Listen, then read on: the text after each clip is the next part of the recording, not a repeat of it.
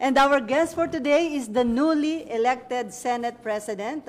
So let us all welcome Senate President Francis Chis Escudero. Hi, sir. Good morning. Good morning. Sir, Nakatingin sa akin. Oh. Sir, this is your fourth day as Senate President. Kumusta po? Marami po bang mga pagbabago at adjustment na nangyari sa buhay niyo? Hindi naman. Pareho pa rin. Mas maraming responsibilidad lang bigla at biglang mas maraming pinipirmahan. Dahil bilang ordinaryong miyembro ng Senado, hindi naman ako procuring authority, hindi naman ako considered administrative head ng Senado, opisina ko lang ang pinapatakbo ko. Ngayon, parang nung governor ako, halos pareho yung bilang at dami ng voucher at PR na pinipirmahan ko. Yun lang naman yung pagbabago at pinagkaiba.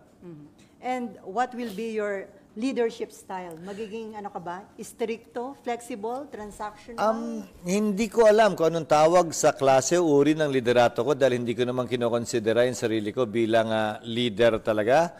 Ang tingin ko sa sarili ko, imbis na leader ay tulay. Para mapag-abot ang magkaiba, tila hindi nagtutugma ng mga pananaw, opinyon at pangailangan. Ang trabaho para sa akin ng bawat leader, matulay at maitawid yun.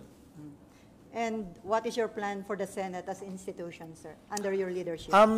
Pag-uusapan pa namin, inaalam ko pa lang, sorry, kaya nga naalala nyo nung sa plenary, dapat daw mag-organize na, nung sila nga unang umupo, inabot sila ng 2-3 linggo. Kami, natapos namin, awa ng Diyos ng 2 araw.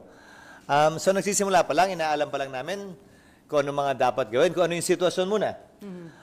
Pero definitely, isasaayos namin ang ilang mga bagay. Una, ang pagbigay galang at respeto sa tahanan ng institusyong ito.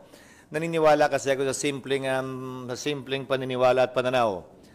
Pag maayos at malinis ang tanggapan para sa mga pinagsisilbihan naming mga kababayan natin, magiging maayos at malinis din ang serbisyo na ibinibigay ng mga empleyado. Naniniwala ako na pag malinis at maayos ang isang lugar, papanatilihing malinis din at maayos yan. Hindi lang na empleyado, pero ng kung sino man ang bibisita rito. Pero kung dati nang magulo, di ba? Magulo naman ano ba naman? Madibi naman ano ba naman itapong ko dito? Sisimula muna kami doon.